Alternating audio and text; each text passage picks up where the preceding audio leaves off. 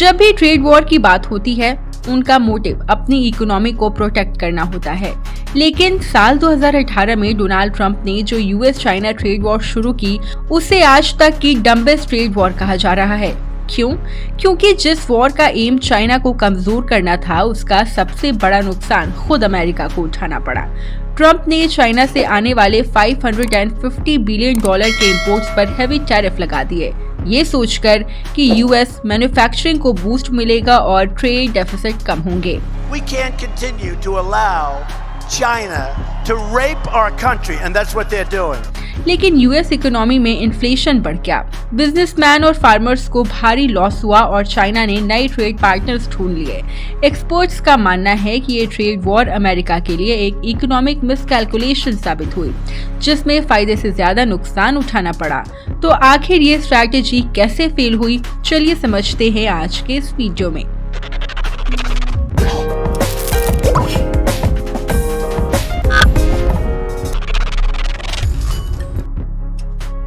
Number 1. Direct impact of tariff on the US economy.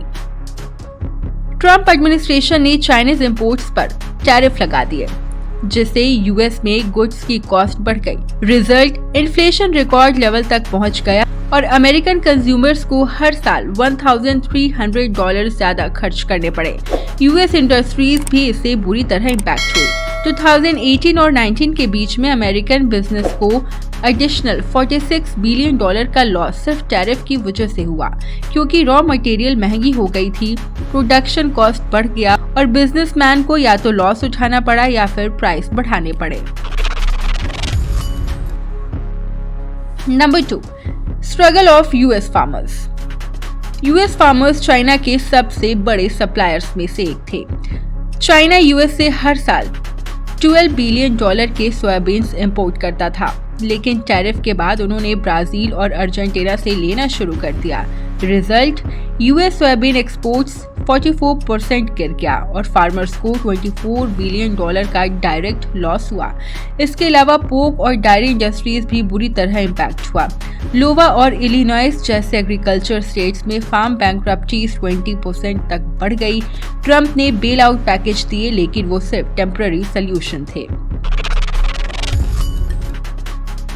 Number 3. Manufacturing decline and job losses. Trump का मानना था कि tariff से US में मैन्युफैक्चरिंग जॉब वापस आएंगी, लेकिन रियलिटी अलग थी। टैरिफ की वजह से रॉ मटेरियल्स और सप्लाई चेन कॉस्ट बढ़ गई और ऑटोमोबाइल, इलेक्ट्रॉनिक्स और स्टील इंडस्ट्रीज को $165 बिलियन का एक्स्ट्रा बर्डन उठाना पड़ा। रिजल्ट, 1.2 मिलियन मैन्युफैक्चरिंग जॉब्स या तो एलिमिनेट हो गई या फिर कंपनीज ने अपना प्रोडक्शन चाइना से हटाकर वियतनाम और मैक्सिको शिफ्ट करना शुरू कर दिया।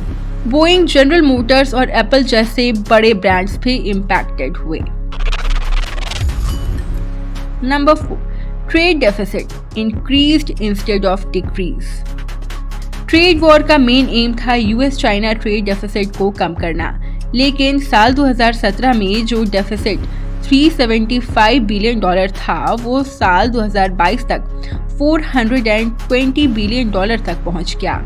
यूएस इंपोर्ट्स तो कम नहीं हुए, बल्कि नए सप्लाई चेन सोर्सेज ढूंढने पड़े जो और महंगी थी। Number 5. China turns the tables. जब यूएस ने चाइना पर टैरिफ लगाए, तब चाइना ने नए ट्रेड पार्टनर ढूंढने शुरू कर दिए। चाइना ने ब्राजील, रशिया और यूरोपियन यूनियन के साथ नए ट्रेड एग्रीमेंट साइन कर लिए और अपनी इकोनॉमी को और डाइवर्सिफाई कर दिया। एक और बड़ा स्टेप ये था कि चाइना और सेमीकंडक्टर और एआई डेवलपमेंट में $300 बिलियन इन्वेस्ट किए, ताकि वो यूएस टेक्नोलॉजी पर डिपेंडेंसी खत्म कर सके। हवाई, SMIC और बाइडू जैसे चाइनीज कंपनीज ने अपनी टेक्नोलॉजी में मैसिव ग्रोथ दिखाया और ये यूएस के लिए एक और बड़ा चैलेंज बनता जा रहा है। ट्रंप का प्लान चाइना को कमजोर करना था, लेकिन इसका सबसे बड़ा नुकसान खुद अमेरिका को उठाना पड़ा। यूएस बिजनेस और कंज्यूमर्स को बिलियन ऑफ डॉलर्स का एक्स्ट्रा बर्डन झेलना पड़ा।